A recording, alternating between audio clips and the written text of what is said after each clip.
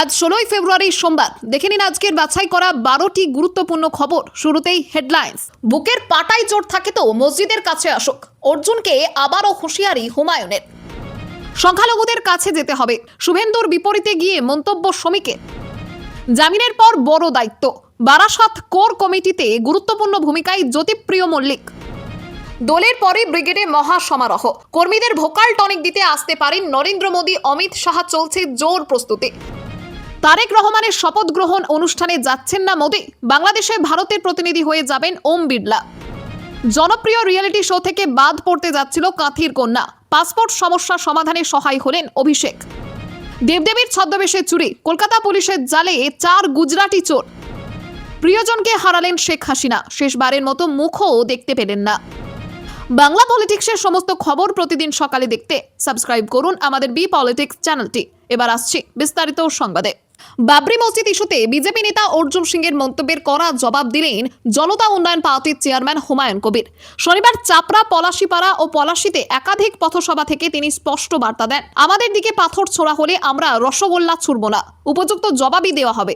একই সঙ্গে তিনি ঘোষণা করেন, আগামী বিধানসভা নির্বাচনে নদিয়ার 17টি আসনের মধ্যে 10টিতে তাঁদের প্রার্থী দেবে।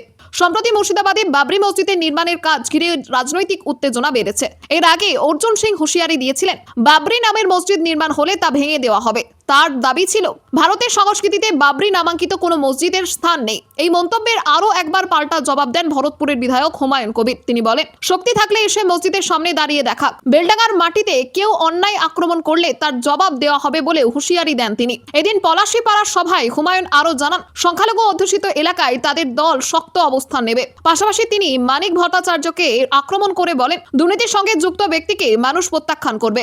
আসন্ন নির্বাচনে প্রতিটি আসনেই জয়ের ব্যাপারে আত্মবিশ্বাসী বলেও তিনি দাবি করেন। সংখ্যালঘুদের কাছে যেতে হবে, শুভেন্দুর বিপরীতে গিয়ে মন্তব্য শমীকের। সংখ্যালঘু ভোট নিয়ে রাজ্য রাজনীতিতে নতুন করে জল্পনা শুরু হয়েছে। এর আগে বিরোধী দলনেতা শুভেন্দু অধিকারী মন্তব্য করেছিলেন, সংখ্যালঘুরা বিজেপিকে ভোট দেন না। এমনকি দলীয় বৈঠকে সংখ্যালঘু মোর্চা তুলে দেওয়ার পক্ষেও মত দেন তিনি। তা নিয়ে বিতর্ক তৈরি হয়। তবে এবার ভিন্ন সুর শোনা গেল বঙ্গ বিজেপির সভাপতি শমীক ভট্টাচার্যের গলায়। শনিবার দলের সংখ্যালঘু মোর্চার রাজ্য সম্মেলনে শমীক জানান, সংখ্যালঘুদের কাছে পৌঁছানোই এখন প্রধান লক্ষ্য। তার কথায়, যাদের হাতে তরোয়াল আছে তাদের হাতে আমরা কলম তুলে দিতে চাই, বোমার বদলে বই পৌঁছে দিতে চাই। তিনি আরও বলেন, বিজেপি নীতিগতভাবে সংখ্যালঘু ও সংখ্যাগুরু বিভাজনে বিশ্বাস করে না। মুসলমানদের বিরুদ্ধে বিজেপি যুদ্ধ ঘোষণা করেছে, এমন ভুল ধারণা ছড়ানোর চেষ্টা হচ্ছে বলে তিনি দাবি করেন। আসন্ন বিধানসভা নির্বাচনের আগে তার এই বার্তা রাজনৈতিকভাবে তাৎপর্যপূর্ণ বলে মনে করা হচ্ছে। এদিন একই সঙ্গে শমীক ভট্টাচার্য অভিযোগ তোলেন, বাবরি মসজিদ নির্মাণ ইস্যুতে হুমায়ুন কবিরের সঙ্গে সিপিএম এর রাজ্য সম্পাদক মোহাম্মদ সেলিম এর বোঝাপড়া রয়েছে। তার দাবি, ধর্মনিরপেক্ষতার কথা বলা সিপিএম নেতৃত্ব প্রকাশ্যে বিজেপিকে আক্রমণ করলেও গোপনে হুমায়ুনের সঙ্গে বৈঠক করছেন। উল্লেখ্য, সম্প্রতি শহরের একটি 5 তারা হোটেলে হুমায়ুন কবির ও মোহাম্মদ সেলিমের বৈঠক ঘিরে রাজ্য রাজনীতিতে চর্চা শুরু হয়েছিল। শনিবার সম্মেলনে উপস্থিত ছিলেন রাহুল সিনহা, অমিতাভ রয়, আলী হোসেন এবং কাশেম আলী সহ একাধিক বিজেপি নেতা। জামিনের পরেই বড় দায়িত্ব, বারাসাত কোর কমিটিতে গুরুত্বপূর্ণ ভূমিকায় জ্যোতিপ্রিয় মল্লিক। রিসন কাণ্ডে নাম জড়িয়ে গ্রেপ্তার হওয়ার পর জামিনে মুক্তি পেয়েছেন জ্যোতিপ্রিয় মল্লিক। তার মুক্তির পরেই দলের প্রতি পুরনো আস্থার প্রমাণ রেখে তার দায়িত্ব আরও বাড়ালো তৃণমূল নেতৃত্ব।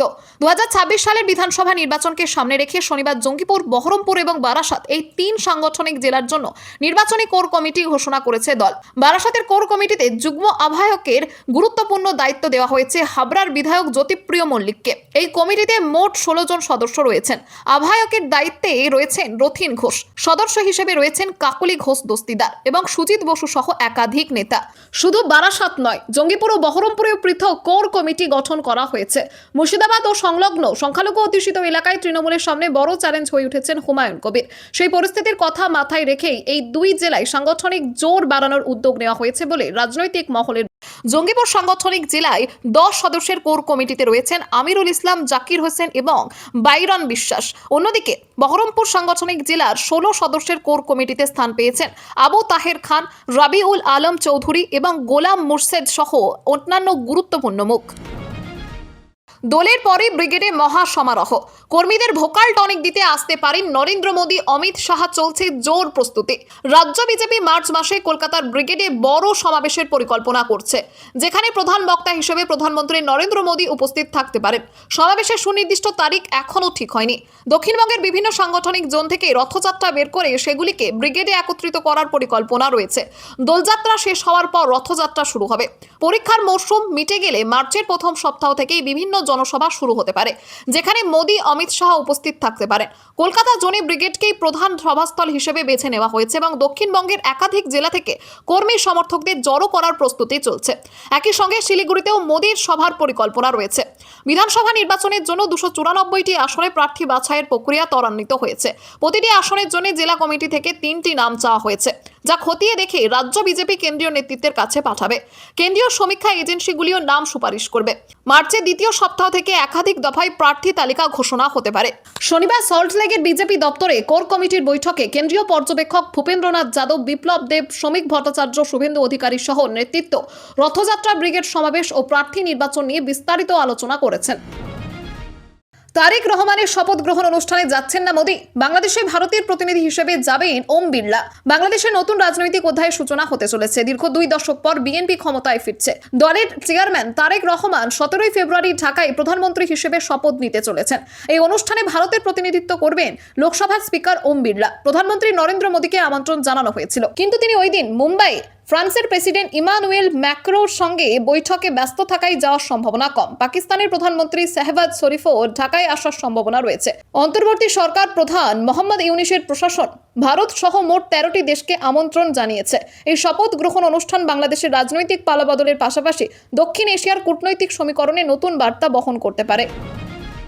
জনপ্রিয় রিয়েলিটি শো থেকে বাদ পড়তে যাচ্ছিল কাঁথির কন্যা। পাসপোর্ট সমস্যার সমাধানে সহায় হলেন অভিষেক। পূর্ব মেদিনীপুরের কাঁথির তরুণী অঙ্কিতা প্রধান ইন্ডিয়ান আইডলের সেরা 10-এ স্থান করে নিয়েছেন। বাংলা থেকে একমাত্র প্রতিযোগী হিসেবে তিনি একের পর এক পর্বে বিচারকদের প্রশংসা কুড়িয়েছেন। প্রতিভা ও পরিশ্রমের জোরে এগিয়ে চললেও প্রশাসনিক জটিলতায় তার যাত্রা থমকে যাওয়ার আশঙ্কা তৈরি হয়। শুটিং মুম্বাই থেকে দুবাইয়ে স্থানান্তরিত হওয়ার কথা। অঙ্কিতা নাবালিকা হওয়ায় অভিভাবক ছাড়া বিদেশ যাওয়া সম্ভব নয়, ফলে মায়ের সঙ্গে যাওয়া জরুরি। পাসপোর্টের আবেদন করা হলেও নির্ধারিত সময়ের মধ্যে মায়ের পাসপোর্ট হাতে না আসায় আয়োজকরা জানান, নথি না পেলে প্রতিযোগিতা থেকে সরে দাঁড়াতে হবে।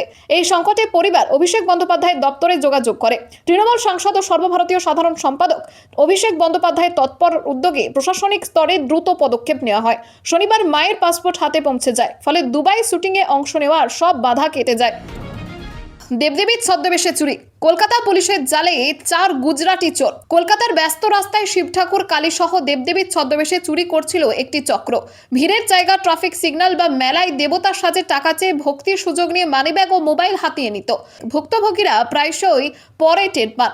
জোড়াসাঁকো থানায় অভিযোগের ভিত্তিতে তদন্ত করে পুলিশ শনিবার হেস্টিংস থেকে 4 জনকে গ্রেপ্তার করে।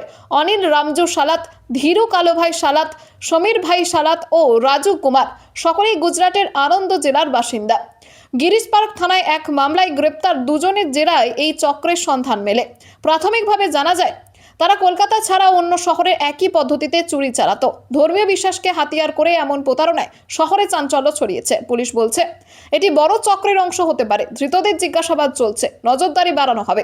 মানুষকে সতর্ক থাকতে ও মূল্যবান জিনিসের প্রতি নজর রাখতে পরামর্শ দেওয়া হয়েছে। 4 জন ধরা পড়ায় শহরবাসী স্বস্তি পেয়েছে। প্রিয়জনকে হারালেন বাংলাদেশের প্রাক্তন প্রধানমন্ত্রী শেখ হাসিনা। শেষবার কাকাকে চোখের দেখাও দেখতে পেলেন না। রবিবার বিকেলে গোপালগঞ্জের টুঙ্গিপাড়া গ্রামে পারিবারিক কবরস্থানে বাবা মায়ের কবরের পাশে বীর মুক্তিযোদ্ধা শেখ কবির হোসেনকে রাষ্ট্রীয় মর্যাদায় সমাহিত করা হয়েছে।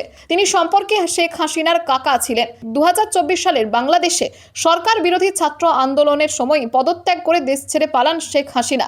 তারপর থেকে গা ঢাকা দিয়েছেন তিনি। তাই শেষবার কাকার দর্শন পেলেন না শেখ হাসিনা। খবর আজকের মতো এখানেই শেষ। আবার আসছি আগামীকাল সকালে। পরবর্তী খবরের জন্য সাবস্ক্রাইব করুন বি পলিটিক্স চ্যানেলটি।